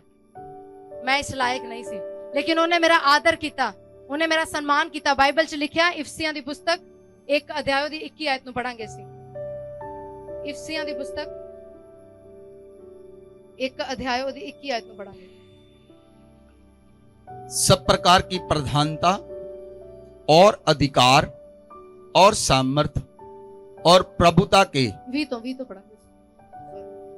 जो उसने मसीह में किया कि उसको मरे हुओं में से जिलाकर स्वर्गीय स्थानों में अपनी दाहिनी ओर सब प्रकार की प्रधानता और अधिकार और सामर्थ और प्रभुता के और हर एक नाम के ऊपर जो ना केवल इस लोक में पर आने वाले लोक में भी लिया जाएगा बैठाया। ਹਾਲੇਲੂਇਆ। ਅਸੀਂ ਇੱਕ ਵਾਰ ਫੇਰ ਪਹਿਲਾਂ ਲੂਕਾ ਦੀ ਪੁਸਤਕ ਪੜਾਂਗੇ, ਉਹੀ 7 ਅਧਿਆਇ। मैं ਤੁਹਾਨੂੰ ਇਸ ਲਈ ਪੜਾਉਣਾ ਚਾਹੁੰਦੀ ਤਾਂ ਕਿ ਤੁਹਾਨੂੰ ਇਹ ਵਾਲੀ ਵਰਸ ਜ਼ਿਆਦਾ ਕਲੀਅਰ ਹੋ ਜਾਵੇ। ਦੁਬਾਰਾ ਪੜਾਂਗੇ ਅਸੀਂ ਲੂਕਾ ਦੀ ਪੁਸਤਕ 7 ਅਧਿਆਇ ਵਰਸ ਮੈਂ ਦੱਸ ਰਿਹਾ। थोड़े दिन के बाद नाइन नाम के एक नगर को गया। 15 ਤੋਂ ਪੜਾਂਗੇ ਅਸੀਂ, ਸਿਰਫ 15 ਹੈ। तब वह मुर्दा उठ बैठा और बोलने लगा और उसे उसकी मां को सौंप दिया। ਹਾਲੇਲੂਇਆ। ਪ੍ਰਭੂ ਯਿਸੂ ਮਸੀਹ ਨੇ ਕੀ ਕੀਤਾ? ਜਦੋਂ ਉਸ ਮੁਰਦੇ ਨੂੰ ਜ਼ਿੰਦਾ ਕੀਤਾ, ਅਰਥੀ ਤੋਂ ਮੁਰਦੇ ਨੂੰ ਜ਼ਿੰਦਾ ਕੀਤਾ, ਤਾਂ ਕੀ ਕੀਤਾ? ਬਾਈਬਲ 'ਚ ਲਿਖਿਆ ਕਿ ਉਹਨੂੰ ਉਹਦੀ ਮਾਂ ਨੂੰ ਸੌਂਪ ਦਿੱਤਾ। ਅਗਰ ਅਸੀਂ ਇੰਗਲਿਸ਼ ਦੇ ਵਿੱਚ ਪੜ੍ਹੀਏ ਤਾਂ ਉਹਦੇ ਵਿੱਚ ਲਿਖਿਆ ਹੈ he presented him to his mother। ਮਤਲਬ ਉਹਨੇ ਉਸ ਬੱਚੇ ਨੂੰ ਇੱਕ ਤੋਹਫੇ ਦੇ ਰੂਪ ਵਿੱਚ, ਇੱਕ ਉਪਹਾਰ ਦੇ ਰੂਪ ਵਿੱਚ, ਇੱਕ ਗਿਫਟ ਦੇ ਰੂਪ ਦੇ ਵਿੱਚ ਉਸ ਮਾਂ ਨੂੰ ਸੌਂਪ ਦਿੱਤਾ। ਹਾਲੇਲੂਇਆ। ਪ੍ਰਭੂ ਯਿਸੂ ਮਸੀਹ ਨੇ ਉਸ ਮੁਰਦੇ ਨੂੰ ਕਿਉਂ ਜ਼ਿੰਦਾ ਕੀਤਾ? ਤਾਂ ਕਿ ਉਹਦੀ ਮਾਂ ਨੂੰ ਇੱਕ ਗਿਫਟ ਦੇ ਰੂਪ ਦੇ ਵਿੱਚ ਪੇਂਟ ਕਰੇ। ਹੁਣ ਅਸੀਂ ਪੜਾਂਗੇ ਇਫਸੀਆਂ ਦੀ ਪੁਸਤਕ 1 ਅਧਿਆਇ ਦੀ 20 ਤੇ 21 ਆਇਤ। जो उसने मसीह में किया और उसको मरे हुओं में से जिलाकर। हालेलुया। याद करो नाइन दे पुत्र ਨੂੰ ਕਿਉਂ ਵਿਧਵਾ ਦੇ ਪੁੱਤਰ ਨੂੰ ਕਿਉਂ ਪ੍ਰਭੂ ਯਿਸੂ ਮਸੀਹ ਨੇ ਜ਼ਿੰਦਾ ਕੀਤਾ? ਉਹਨੂੰ ਯਾਦ ਰੱਖ ਕੇ ਇਸ ਵਰਸ ਨੂੰ ਪੜਿਓ। ਪੜਾਂਗੇ ਦੁਬਾਰਾ। जो उसने मसीह में किया कि उसको मरे हुओं में से जिलाकर स्वर्गीय स्थानों में अपनी दाहिनी ओर सब प्रकार की प्रधानता और अधिकार और सामर्थ और प्रभुता के हर एक नाम के ऊपर ना केवल इस लोक में पर आने वाले लोक में भी लिया जाएगा बैठाया। सब कुछ उसके पांव के तले कर दिया। उसे सब वस्तुओं पर शिरोमणि ठहराकर कलीसिया को दे दिया। हालेलुया। हालेलुया। ਹਜੇ ਤੁਸੀਂ ਇਹਦੀ ਗਹਿਰਾਈ ਨੂੰ ਸਮਝਦੇ ਨਹੀਂ ਹੋ, ਪਰ ਮੈਂ ਤੁਹਾਨੂੰ ਦੱਸਾਂਗੀ। ਬਾਈਬਲ 'ਚ ਲਿਖਿਆ ਕਿ ਪ੍ਰਭੂ ਯਿਸੂ ਮਸੀਹ ਨੂੰ ਸਾਰੀਆਂ ਪ੍ਰਧਾਨਤਾਵਾਂ, ਸਾਰੇ ਅਧਿਕਾਰ, ਸਾਰੀ ਸਾਮਰਥ, ਸਾਰੀ ਮੌਤ ਦੇ ਉੱਤੇ ਜਿੱਤ ਦੇ ਕੇ ਔਰ ਸਭ ਕੁਝ ਉਹਦੇ ਪੈਰਾਂ ਦੇ ਥੱਲੇ ਕਰਕੇ ਪ੍ਰਭੂ ਯਿਸੂ ਮਸੀਹ ਪਿਤਾ ਪਰਮੇਸ਼ਰ ਨੇ ਪ੍ਰਭੂ ਯਿਸੂ ਮਸੀਹ ਨੂੰ ਮੁਰਦਿਆਂ ਵਿੱਚੋਂ ਜ਼ਿੰਦਾ ਕਰਕੇ ਕਿਹਨੂੰ ਪ੍ਰੈਜ਼ੈਂਟ ਕਰ ਦਿੱਤਾ? ਕਿਹਨੂੰ ਪ੍ਰੈਜ਼ੈਂਟ ਕਰ ਦਿੱਤਾ? ਕਿਹਨੂੰ ਪ੍ਰੈਜ਼ੈਂਟ ਕਰ ਦਿੱਤਾ? ਮੈਨੂੰ ਪ੍ਰੈਜ਼ੈਂਟ ਕਰ ਦਿੱਤਾ। ਲਿਖਿਆ ਬਾਈਬਲ ਦੇ ਵਿੱਚ ਉਹਨੇ ਕਲੀਸਿਆ ਨੂੰ ਦੇ ਦਿੱਤਾ। ਹਾਲੇਲੂਇਆ। ਪ੍ਰਭੂ ਯਿਸੂ ਮਸੀਹ ਮੁਰਦਿਆਂ ਵਿੱਚੋਂ ਜ਼ਿੰਦਾ ਹੋ ਕੇ ਸਵਰਗ ਦੇ ਉੱਤੇ ਨਹੀਂ ਹਨ। ਪ੍ਰਭੂ ਯਿਸੂ ਮਸੀਹ ਮੁਰਦਿਆਂ ਵਿੱਚੋਂ ਜ਼ਿੰਦਾ ਹੋ ਕੇ ਹੁਣ ਕਿੱਥੇ ਹਨ? ਮੇਰੇ ਅੰਦਰ ਹਨ। ਹਾਲੇਲੂਇਆ। ਕਿਉਂਕਿ ਬਾਈਬਲ ਦੇ ਵਿੱਚ ਲਿਖਿਆ ਕਿ ਉਹਨੇ ਉਹਨੂੰ ਸਾਰੀਆਂ ਪ੍ਰਧਾਨਤਾਵਾਂ ਦੇ ਉੱਤੇ ਜਿੱਤ ਦੇ ਕੇ, ਉਹ ਨਾਮ ਦੇ ਕੇ ਜਿਹੜਾ ਸਭ ਨਾਮਾਂ ਤੋਂ ਉੱਤਮ ਨਾਮ ਹੈ, ਔਰ ਸਾਰੀ ਜਿੱਤ ਦੇ ਕੇ ਸਭ ਕੁਝ ਉਹਦੇ ਪੈਰਾਂ ਦੇ ਥੱਲੇ ਕਰਕੇ ਕਲੀਸਿਆ ਨੂੰ ਦੇ ਦਿੱਤਾ। ਹਾਲੇਲੂਇਆ। ਹਾਲੇਲੂਇਆ। ਉਸ ਵਿਧਵਾ ਔਰਤ ਦੀ ਆਸ ਆਪਣੇ ਬੇਟੇ ਦੇ ਉੱਤੇ ਸੀ, ਤਾਂ ਪ੍ਰਭੂ ਯਿਸੂ ਮਸੀਹ ਨੇ ਉਹਨੂੰ ਜ਼ਿੰਦਾ ਕਰਕੇ ਉਹਨੂੰ ਦੇ ਦਿੱਤਾ ਤਾਂ ਕਿ ਉਹਦੇ ਜੀਵਨ ਦੇ ਵਿੱਚ ਕਿਸੇ ਵੀ ਤਰ੍ਹਾਂ ਦੀ ਕਮੀ ਨਾ ਰਵੇ, ਤਾਂ ਕਿ ਉਹਦੇ ਜੀਵਨ ਦੇ ਵਿੱਚ ਜਿਹੜੀ ਆਸ ਹੈ ਉਸਨੂੰ ਉਹ ਬੇਟਾ ਪੂਰਾ ਕਰ ਸਕੇ। ਲੇਕਿਨ ਅੱਜ ਪਰਮੇਸ਼ਰ ਨੇ ਪ੍ਰਭੂ ਯਿਸੂ ਮਸੀਹ ਨੂੰ ਇੱਕ ਆਸ ਦੇ ਰੂਪ ਦੇ ਵਿੱਚ ਸਾਡੇ ਅੰਦਰ ਦੇ ਦਿੱਤਾ ਹੈ। ਹਾਲੇਲੂਇਆ। ਅੱਜ ਪ੍ਰਭੂ ਯਿਸੂ ਮਸੀਹ ਜ਼ਿੰਦਾ ਹੋ ਕੇ ਸਾਡੇ ਅੰਦਰ ਆ ਕੇ ਰਹਿ ਰਹੇ ਹਨ। ਹਾਲੇਲੂਇਆ। ਔਰ ਹੁਣ ਮੇਰੇ ਵਿੱਚ ਮੈਂ ਜ਼ਿੰਦਾ ਨਹੀਂ ਹਾਂ, ਜਿਸ ਤਰ੍ਹਾਂ ਪੌਲਸ ਕਹਿੰਦਾ, ਕੌਣ ਜ਼ਿੰਦਾ ਹੈ? ਮੇਰੇ ਅੰਦਰ ਮਸੀਹ ਜ਼ਿੰਦਾ ਹੈ। ਹਾਲੇਲੂਇਆ। ਹੁਣ ਜੋ ਮੈਂ ਕੰਮ ਕਰਾਂਗਾ ਉਹਦੇ ਵਿੱਚ ਮੇਰਾ ਪ੍ਰਭੂ ਯਿਸੂ ਮਸੀਹ ਮੈਨੂੰ ਆਦਰ ਕਰੇਗਾ। ਆਮੀਨ। ਕਿਉਂਕਿ ਉਹਦਾ ਨਾਮ ਸਭ ਨਾਮਾਂ ਤੋਂ ਉੱਚਾ ਨਾਮ ਹੈ, ਜਿਹਦਾ ਨਾਮ ਸਭ ਨਾਮਾਂ ਤੋਂ ਉੱਚਾ ਨਾਮ ਹੈ, ਜਿਹੜਾ ਇਸ ਧਰਤੀ ਦੇ ਉੱਤੇ ਸਾਰੇ ਘਰਾਣਿਆਂ ਦਾ ਨਾਮ ਰੱਖਦਾ ਹੈ, ਉਹ ਮੇਰੇ ਅੰਦਰ ਵਾਸ ਕਰਦਾ ਹੈ। ਹਾਲੇਲੂਇਆ। ਉਹ ਮੇਰੇ ਅੰਦਰ ਵਾਸ ਕਰਦਾ ਹੈ। ਉਹ ਕੌਣ ਹੈ? ਉਹ ਕੌਣ ਹੈ ਜੋ ਮੇਰੇ ਅੰਦਰ ਵਾਸ ਕਰਦਾ ਹੈ? ਉਹ ਕੌਣ ਹੈ? ਉਹ ਰਾਜਿਆਂ ਦਾ ਰਾਜਾ ਹੈ। ਤੇ ਜੇ ਉਹ ਰਾਜਿਆਂ ਦਾ ਰਾਜਾ ਹੈ ਤਾਂ ਮੈਂ ਕੌਣ ਹਾਂ? ਮੈਂ ਕੌਣ ਹਾਂ? ਮੂੰਹ ਨਾਲ ਅੰਗੀਕਾਰ ਕਰੋ, ਤੁਸੀਂ ਕੌਣ ਹੋ? मैं राजा दे राजा दा पुत्र हां। ਹਾਲੇਲੂਇਆ। ਜੇ ਪ੍ਰਭੂਆਂ ਦਾ ਪ੍ਰਭੂ ਮੇਰੇ ਅੰਦਰ ਵਾਸ ਕਰਦਾ ਹੈ ਤਾਂ ਮੈਂ ਕੌਣ ਹਾਂ? ਜਿਹਨੇ ਮੌਤ ਉੱਤੇ ਜਿੱਤ ਪਾਈ ਹੈ, ਜੇ ਮੇਰੇ ਅੰਦਰ ਵਾਸ ਕਰਦਾ ਹੈ ਤਾਂ ਮੈਂ ਕੌਣ ਹਾਂ? ਜਿਹੜਾ ਕਬਰ ਨੂੰ ਫਾੜ ਕੇ ਜ਼ਿੰਦਾ ਹੋ ਗਿਆ, ਜੇ ਉਹ ਮੇਰੇ ਅੰਦਰ ਵਾਸ ਕਰਦਾ ਹੈ ਤਾਂ ਮੈਂ ਕੌਣ ਹਾਂ? ਹਾਲੇਲੂਇਆ। ਤੁਸੀਂ ਸੰਸਾਰ ਤੋਂ ਆਦਰ ਚਾਹੁੰਦੇ ਹੋ, ਲੇਕਿਨ ਪ੍ਰਭੂ ਯਿਸੂ ਮਸੀਹ ਅੱਜ ਮੇਰੇ ਅੰਦਰ ਰਹਿ ਕੇ ਮੈਨੂੰ ਕਹਿੰਦਾ ਹੈ ਕਿ ਤੂੰ ਨਹੀਂ ਜਾਣਦਾ ਕਿ ਤੇਰਾ ਸਰੀਰ ਮੇਰਾ ਮੰਦਿਰ ਹੈ। ਹਾਲੇਲੂਇਆ। ਜਦੋਂ ਤੁਸੀਂ ਲੋਕਾਂ ਦੇ ਘਰ ਵਿੱਚ ਜਾਂਦੇ ਹੋ ਤਾਂ ਲੋਕ ਤੁਹਾਨੂੰ ਕਹਿੰਦੇ ਹਨ, ਮੈਨੂੰ ਏਦਾਂ ਲੱਗਦਾ ਕਿ ਤੇਰੇ ਆਉਣ ਨਾਲ ਮੇਰੇ ਘਰ ਦੇ ਵਿੱਚ ਸ਼ਾਂਤੀ ਆ ਗਈ ਹੈ। ਹਾਲੇਲੂਇਆ। ਕਿਉਂ ਲੱਗਦਾ ਹੈ? ਕਿਉਂਕਿ ਯਿਸੂ ਮਸੀਹ ਮੇਰੇ ਅੰਦਰ ਵਾਸ ਕਰਦਾ ਹੈ। ਹਾਲੇਲੂਇਆ। ਬਾਈਬਲ 'ਚ ਲਿਖਿਆ ਹੈ, ਪ੍ਰਭੂ ਯਿਸੂ ਮਸੀਹ ਨੇ ਕਿਹਾ ਪਿਤਾ ਨੂੰ, हे ਪਿਤਾ, ਤੇਰੀ ਮਹਿਮਾ ਦੇ ਵਿੱਚ ਮੇਰੀ ਮਹਿਮਾ ਹੈ। ਹਾਲੇਲੂਇਆ। ਉਹਨੇ ਆਪਣੇ ਆਪ ਨੂੰ ਜ਼ੀਰੋ ਕਰ ਦਿੱਤਾ। ਉਹਨੇ ਮਨੁੱਖਾਂ ਤੋਂ ਆਦਰ ਨਹੀਂ ਚਾਹਿਆ, ਉਹਨੇ ਕਿਸੇ ਵੀ ਮਨੁੱਖ ਤੋਂ ਆਦਰ ਨਹੀਂ ਚਾਹਿਆ। ਬਾਈਬਲ 'ਚ ਲਿਖਿਆ ਪ੍ਰਭੂ ਯਿਸੂ ਮਸੀਹ ਨੇ ਕਿਹਾ ਮੈਨੂੰ ਆਪਣੇ ਵਿਸ਼ੇ ਵਿੱਚ ਕੋਈ ਵੀ ਗਵਾਹੀ ਨਹੀਂ ਚਾਹੀਦੀ ਹੈ, ਕਿਉਂਕਿ ਮੈਂ ਜਾਣਦਾ ਮਨੁੱਖਾਂ ਦੇ ਮਨ ਦੇ ਵਿੱਚ ਕੀ ਹੈ। ਪਰਮੇਸ਼ਵਰ ਪ੍ਰਭੂ ਯਿਸੂ ਮਸੀਹ ਕਦੀ ਵੀ ਮਨੁੱਖਾਂ ਤੋਂ ਆਦਰ ਨਹੀਂ ਸੀ ਚਾਹੁੰਦੇ, ਔਰ ਉਹ ਇਸੇ ਤਰ੍ਹਾਂ ਦਾ ਸਾਨੂੰ ਵੀ ਬਣਾਉਂਦਾ ਹੈ। ਉਹ ਸਾਨੂੰ ਦੱਸਦਾ ਹੈ ਕਿ ਮੈਂ ਤੇਰੇ ਅੰਦਰ ਵਾਸ ਕਰਦਾ ਹਾਂ, ਮੇਰੀ ਮਹਿਮਾ ਦੇ ਵਿੱਚ ਤੇਰੀ ਮਹਿਮਾ ਹੈ। ਜੇ ਤੂੰ ਮੈਨੂੰ ਆਪਣੇ ਅੰਦਰੋਂ ਦੀ ਪ੍ਰਗਟ ਕਰੇਗਾ ਤਾਂ ਤੂੰ ਮਹਿਮਾ ਨੂੰ ਦੇਖੇਗਾ। ਮੈਂ ਤੈਨੂੰ ਇਸ ਸੰਸਾਰ ਦੇ ਵਿੱਚ ਉੱਚਾ ਕਰਾਂਗਾ। Hallelujah, hallelujah. ਇਸ ਲਈ ਆਪਣੇ ਅੰਦਰੋਂ ਦੀ ਉਸ ਮਸੀਹ ਨੂੰ ਪ੍ਰਗਟ ਕਰੋ, ਬਜਾਏ ਕਿ ਇਸ ਸੰਸਾਰ ਨੂੰ ਖੁਸ਼ ਕਰਨ ਦੇ, ਬਜਾਏ ਕਿ ਸੰਸਾਰ ਦੇ ਲੋਕਾਂ ਨੂੰ, ਆਪਣੇ ਪਰਿਵਾਰ ਦੇ ਖੁਸ਼ ਕਰਨ। ਤੁਹਾਡੀਆਂ ਜਿਹੜੀਆਂ ਜ਼ਿੰਮੇਵਾਰੀਆਂ ਹਨ ਉਸ ਨੂੰ ਤੁਸੀਂ ਪੂਰਾ ਕਰਨਾ ਹੈ, ਕਿਉਂਕਿ ਸਾਨੂੰ ਪ੍ਰਭੂ ਯਿਸੂ ਮਸੀਹ ਨੇ ਆਪ ਸਿਖਾਇਆ ਕਿ 33.5 ਸਾਲ ਇਸ ਧਰਤੀ ਦੇ ਉੱਤੇ ਰਹੇ, ਲੇਕਿਨ 30 ਸਾਲ ਉਹਨਾਂ ਨੇ ਆਪਣੇ ਘਰ ਦੇ ਵਿੱਚ ਆਪਣੇ ਮਾਂ-ਬਾਪ ਦੇ ਅਧੀਨ ਰਹਿ ਕੇ ਕੰਮ ਕੀਤਾ।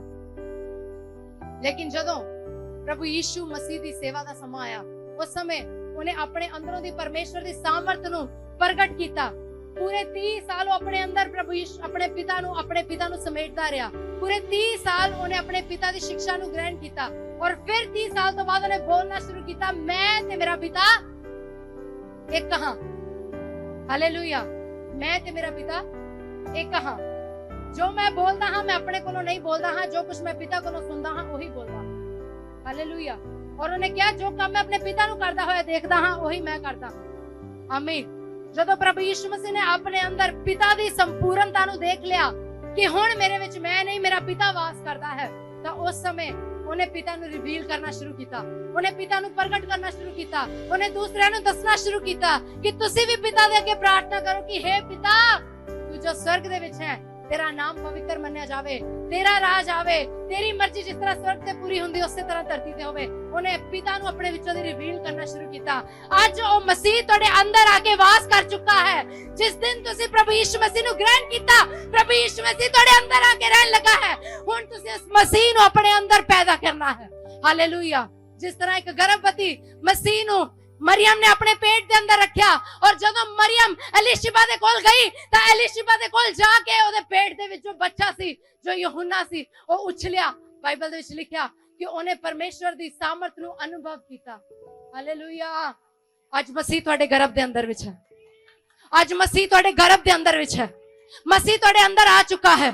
ਤੁਸੀਂ ਐਲੀਸ਼ਬਾ ਦੇ ਕੋਲ ਜਾਓਗੇ ਤਾਂ ਉਸ ਸਾਮਰਥ ਨੂੰ ਗ੍ਰਹਿਣ ਕਰੇਗੀ। ਤੁਸੀਂ अन्य ਜਾਤੀਆਂ ਦੇ ਵਿੱਚ ਜਾਓਗੇ ਤਾਂ ਉਹ ਮਸੀਹ ਦੀ ਸਾਮਰਥ ਨੂੰ ਤੁਹਾਡੇ ਵਿੱਚੋਂ ਦੀ ਰਿਸੀਵ ਕਰਨਗੇ। ਹਾਲੇਲੂਇਆ। ਅੱਜ ਤੁਸੀਂ ਮਸੀਹ ਨੂੰ ਆਪਣੇ ਗਰਭ ਦੇ ਵਿੱਚ ਲੈ ਲਿਆ ਹੈ। ਉਹ ਮਸੀਹ ਹੁਣ ਤੁਹਾਡੇ ਅੰਦਰ ਪਲ ਰਿਹਾ ਹੈ। ਉਹ ਮਸੀਹ ਤੁਹਾਡੇ ਅੰਦਰ ਪਲ ਰਿਹਾ ਹੈ। ਉਸ ਮਸੀਹ ਨੂੰ ਪਰਮੇਸ਼ਰ ਦੇ ਵਚਨ ਦੀ ਖੁਰਾਕ ਦੀ ਲੋੜ ਹੈ। ਜਦੋਂ ਇੱਕ ਗਰਭਵਤੀ ਦੇ ਗਰਭ ਦੇ ਵਿੱਚ ਬੱਚਾ ਹੁੰਦਾ ਹੈ, ਉਹ ਹਰ ਵੇਲੇ ਇਹੀ ਸੋਚਦੀ ਹੈ ਕਿ ਮੈਂ ਆਪਣੇ ਬੱਚੇ ਨੂੰ ਕਿਸ ਤਰ੍ਹਾਂ ਸਵਸਥ ਕਰਨਾ ਹੈ, ਮੈਂ ਇਹਨੂੰ ਕਿਸ ਤਰ੍ਹਾਂ ਤਗੜਾ ਬਣਾਉਣਾ ਹੈ, ਮੈਂ ਕੀ ਖਾਵਾਂ ਜਿਹੜਾ ਇਹਨੂੰ ਤਗੜਾ ਕਰੇਗਾ। ਜਦੋਂ ਇਹ ਬੱਚਾ ਬਾਹਰ ਆਏਗਾ ਤੇ ਸਾਰੇ ਬੱਚਿਆਂ ਨਾਲੋਂ ਸੋਹਣਾ ਹੋਏਗਾ, ਔਰ ਮੈਂ ਇਹਨੂੰ ਦੇਖ ਕੇ ਇਹਦੇ ਉੱਤੇ ਗੌਰਵ ਕਰਾਂਗੀ, ਇਹਦੇ ਉੱਤੇ ਮਾਣ ਕਰਾਂਗੀ ਕਿ ਇਹ ਮੇਰਾ ਬੱਚਾ ਹੈ। ਹਾਲੇਲੂਇਆ। ਅੱਜ ਮਸੀਹ ਤੁਹਾਡੇ ਪੇਟ ਦੇ ਅੰਦਰ ਹੈ। ਅੱਜ ਮਸੀਹ ਤੁਹਾਡੇ ਗਰਭ ਦੇ ਅੰਦਰ ਹੈ। ਤੁਸੀਂ ਉਸ ਮਸੀਹ ਨੂੰ ਖੁਰਾਕ ਦੇਣੀ ਹੈ।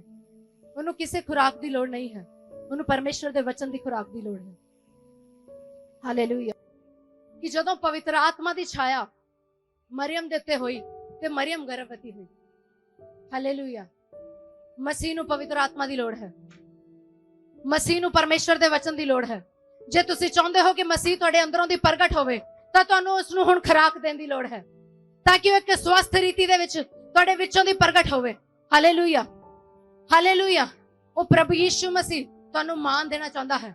ਪ੍ਰਭੂ ਯਿਸੂ ਮਸੀਹ ਤੁਹਾਨੂੰ ਇੱਜ਼ਤ ਦੇਣਾ ਚਾਹੁੰਦਾ ਹੈ। ਉਹ ਆਨਰ ਜਿਹੜਾ ਤੁਸੀਂ ਸੰਸਾਰ ਦੇ ਵਿੱਚ ਲੱਭਦੇ ਹੋ ਪਰਮੇਸ਼ਵਰ ਤੁਹਾਨੂੰ ਦੇਣਾ ਚਾਹੁੰਦਾ ਹੈ। ਉਹ ਮਹਿਮਾ ਜਿਹੜੀ ਤੁਸੀਂ ਸੰਸਾਰ ਦੇ ਵਿੱਚ ਲੱਭਦੇ ਹੋ ਕਿ ਲੋਕ ਮੈਨੂੰ ਪਿਆਰ ਕਰਨ, ਲੋਕ ਮੈਨੂੰ ਇੱਜ਼ਤ ਕਰਨ, ਉਹ ਮਹਿਮਾ ਤੁਹਾਨੂੰ ਪਰਮੇਸ਼ਵਰ ਦੇਵੇਗਾ। ਹਾਲੇਲੂਇਆ। ਜਦੋਂ ਮਸੀਹ ਤੁਹਾਡੇ ਅੰਦਰੋਂ ਦੀ ਪ੍ਰਗਟ ਹੋਏਗਾ। ਫਿਰ ਦੁਬਾਰਾ ਅਸੀਂ ਪੜਾਂਗੇ ਲੂਕਾ ਦੀ ਪੁਸਤਕ ਨੂੰ, ਉਸੇ ਵਚਨ ਨੂੰ 7 ਅਧਿਆਏ ਦੇ ਵਿੱਚ। ਲੂਕਾ ਦੀ ਪੁਸਤਕ 7 ਅਧਿਆਏ ਉਹਦੀ 16 ਆਇਤ ਨੂੰ ਪੜਾਂਗੇ। इससे सब पर भय छा गया और वह परमेश्वर की बड़ाई करके कहने लगे, हमारे बीच में एक बड़ा भविष्यवक्ता उठा है, परमेश्वर ने अपने लोगों पर कृपा दृष्टि की है। Hallelujah, hallelujah. प्रभु यीशु मसीह ने मुर्दे ਨੂੰ ਇਸ ਲਈ ਨਹੀਂ ਸੀ ਜ਼ਿੰਦਾ ਕੀਤਾ ਕਿ ਲੋਕ ਮੇਰੀ ਵਾਹ-ਵਾਹੀ ਕਰਨ, ਇਸ ਲਈ ਨਹੀਂ ਸੀ ਜ਼ਿੰਦਾ ਕੀਤਾ ਕਿ ਉਹਦੀ ਵਡਿਆਈ ਕੀਤੀ ਜਾਵੇ। ਲੇਕਿਨ ਫਿਰ ਵੀ ਜਦੋਂ ਪਿਤਾ ਉਹਦੇ ਅੰਦਰੋਂ ਦੀ ਪ੍ਰਗਟ ਹੋਇਆ, ਜਦੋਂ ਜੈ ਉਹਦੇ ਅੰਦਰੋਂ ਦੀ ਪ੍ਰਗਟ ਹੋਈ, ਜਦੋਂ ਸਕਸੈਸ, ਜਦੋਂ ਵਿਜੇ ਉਹਦੇ ਅੰਦਰੋਂ ਦੀ ਪ੍ਰਗਟ ਹੋਈ, ਤਾਂ ਉਸ ਸਮੇਂ ਲੋਕਾਂ ਨੇ ਉਹਦੀ ਵਡਿਆਈ ਕਰਨੀ ਸ਼ੁਰੂ ਕਰ ਦਿੱਤੀ। ਲੋਕ ਕਹਿਣ ਲੱਗੇ ਕਿ ਸਾਡੇ ਵਿੱਚ ਇੱਕ ਭਵਿੱਖਵਕਤਾ ਉੱਠਿਆ ਹੈ ਔਰ ਪਰਮੇਸ਼ਰ ਨੇ ਆਪਣੇ ਲੋਕਾਂ ਦੇ ਉੱਤੇ ਦ੍ਰਿਸ਼ਟੀ ਕੀਤੀ ਹੈ। Hallelujah, hallelujah. ਜਿਹੜਾ ਮਾਣ ਤੁਸੀਂ ਸੰਸਾਰ ਦੇ ਵਿੱਚ ਲੱਭਦੇ ਹੋ ਉਹ ਪਰਮੇਸ਼ਰ ਤੁਹਾਨੂੰ ਦੇਣਾ ਚਾਹੁੰਦਾ ਹੈ। ਤੁਸੀਂ ਸਿਰਫ ਆਪਣੇ ਘਰ ਦੇ ਵਿੱਚੋਂ ਦੀ ਪਿਆਰ ਲੱਭਦੇ ਹੋ, ਤੁਸੀਂ ਸਿਰਫ ਆਪਣੇ ਬੱਚਿਆਂ ਤੋਂ ਮਾਣ ਸਨਮਾਨ ਚਾਹੁੰਦੇ ਹੋ, ਤੁਸੀਂ ਸਿਰਫ ਆਪਣੇ ਪਤੀ ਤੋਂ ਆਦਰ ਚਾਹੁੰਦੇ ਹੋ, ਲੇਕਿਨ ਪਰਮੇਸ਼ਰ ਪੂਰੇ ਸੰਸਾਰ ਦੇ ਵਿੱਚ ਤੁਹਾਡਾ ਆਦਰ ਵਧਾਉਣਾ ਚਾਹੁੰਦਾ ਹੈ। ਉਹ ਤੁਹਾਨੂੰ ਇੱਕ ਭਵਿੱਖਵਕਤਾ ਦੇ ਰੂਪ ਦੇ ਵਿੱਚ ਖੜਾ ਕਰਨਾ ਚਾਹੁੰਦਾ ਹੈ। ਉਹ ਤੁਹਾਨੂੰ ਇੱਕ ਪ੍ਰੇਰਿਤ ਦੇ ਰੂਪ ਦੇ ਵਿੱਚ ਖੜਾ ਕਰਨਾ ਚਾਹੁੰਦਾ ਹੈ। ਉਹ ਚਾਹੁੰਦਾ ਹੈ ਕਿ ਸਾਰਾ ਸੰਸਾਰ ਤੁਹਾਡੀ ਮਹਿਮਾ ਨੂੰ ਦੇਖੇ ਔਰ ਤੁਹਾਡੇ ਨਾਮ ਨੂੰ ਉੱਚਾ ਕਰੇ। Hallelujah, hallelujah. ਉਹ ਤੁਹਾਡੇ ਨਾਮ ਨੂੰ ਉੱਚਾ ਕਰਨਾ ਚਾਹੁੰਦਾ ਹੈ। ਬਾਈਬਲ ਦੇ ਵਿੱਚ ਲਿਖਿਆ, ਜਦੋਂ ਉਹਨੇ ਅਬਰਾਹਮ ਨੂੰ ਬੁਲਾਇਆ ਤਾਂ ਉਹਨੂੰ ਕਿਹਾ ਕਿ ਮੈਂ ਤੇਰੇ ਨਾਮ ਨੂੰ ਮਹਾਨ ਕਰਾਂਗਾ।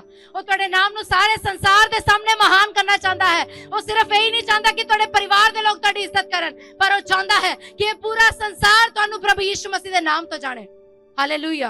ਇਸ ਲਈ ਉਹ ਤੁਹਾਡੇ ਵਿੱਚੋਂ ਦੀ ਹੋ ਕੇ ਕੰਮ ਕਰਨ ਦੇ ਲਈ ਤਿਆਰ ਹੈ। ਮੈਨੂੰ ਪਿਛਲੇ ਦਿਨਾਂ ਦੇ ਵਿੱਚ ਪਰਮੇਸ਼ਰ ਨੇ ਦੱਸਿਆ ਕਿ ਇਹ ਕਲੀਸਿਆ ਅਦਭੁਤ ਕੰਮਾਂ ਨੂੰ ਕਰਨ ਵਾਲੀ ਕਲੀਸਿਆ ਹੋਏਗੀ। ਤੁਹਾਡੇ ਉੱਤੇ ਪਰਮੇਸ਼ਰ ਨੇ ਇੱਕ ਅਦਭੁਤ ਵਚਨ ਨੂੰ ਰਿਲੀਜ਼ ਕੀਤਾ ਹੈ। ਮੈਂ ਤੁਹਾਡੇ ਲਈ ਇੱਕ ਵਚਨ ਲੈ ਕੇ ਆਈ ਹਾਂ। ਬਾਈਬਲ ਦੇ ਵਿੱਚ ਲਿਖਿਆ ਪ੍ਰੇਰਿਤਾਂ ਦੇ ਕੰਮ 5 ਅਧਿਆਇ ਦੀ 12 ਤੋਂ 17 ਆਇਤ ਦੇ ਵਿੱਚ ਕਿ ਉਹਦੇ ਲੋਕਾਂ ਦੇ ਅੰਦਰ ਚਿੰਨ੍ਹ ਤੇ ਚਮਤਕਾਰ ਪ੍ਰਗਟ ਹੋਣਗੇ। ਤੁਹਾਡੇ ਹੱਥਾਂ ਦੇ ਦੁਆਰਾ ਪਰਮੇਸ਼ਰ ਅਦਭੁਤ ਕੰਮਾਂ ਨੂੰ ਕਰੇਗਾ। ਜੋ ਕੰਮ ਤੁਸੀਂ ਪਰਮੇਸ਼ਰ ਦੇ ਦਾਸ ਨੂੰ ਕਰਦੇ ਹੋਏ ਦੇਖਦੇ ਹੋ, ਉਹ ਕੰਮ ਤੁਹਾਡੇ ਹੱਥਾਂ ਦੇ ਦੁਆਰਾ ਹੋਣਗੇ। ਤੁਹਾਡੇ ਛੂਹਣ ਦੇ ਦੁਆਰਾ ਰੋਗੀ ਚੰਗੇ ਹੋਣਗੇ। ਤੁਹਾਡੇ ਬੋਲਣ ਦੇ ਦੁਆਰਾ ਲੋਕਾਂ ਦੇ ਜੀਵਨ ਵਿੱਚ ਚੰਗਾਈ ਆਏਗੀ। ਲੋਕਾਂ ਦੇ ਹਿਰਦੇ ਛਿੱਤ ਜਾਣਗੇ। ਪਰਮੇਸ਼ਰ ਦੀ ਆਤਮਾ ਤੁਹਾਡੇ ਵਿੱਚੋਂ ਦੀ ਬਹੇਗੀ। ਪਰਮੇਸ਼ਰ ਦੀ ਆਤਮਾ ਦੇ ਦੁਆਰਾ ਤੁਸੀਂ ਕੰਮ ਕਰਨ ਪਾਓਗੇ।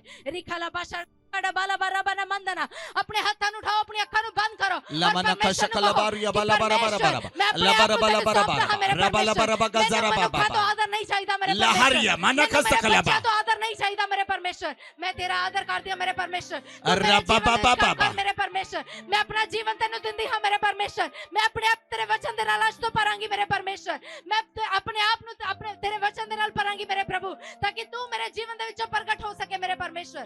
सब जन अपने लमना गजरा बाबा बाबा बारिया बाला बारा बाला बारा बाला रबा बाबा बाबा सिखला बारा बाला बा रबा बाबा बाबा बाबा भर जाओ पवित्र आत्मा के साथ। आज जो मसीह को आपने अपने गर्भ में जन्म दिया, आज पवित्र आत्मा के साथ भर जाओ ताकि मसीह आपके अंदर से प्रकट हो सके। उसके वचनों से भर जाओ। उसका वचन कहता है, मैंने तुम्हें सृष्टि पर अधिकार दिया है।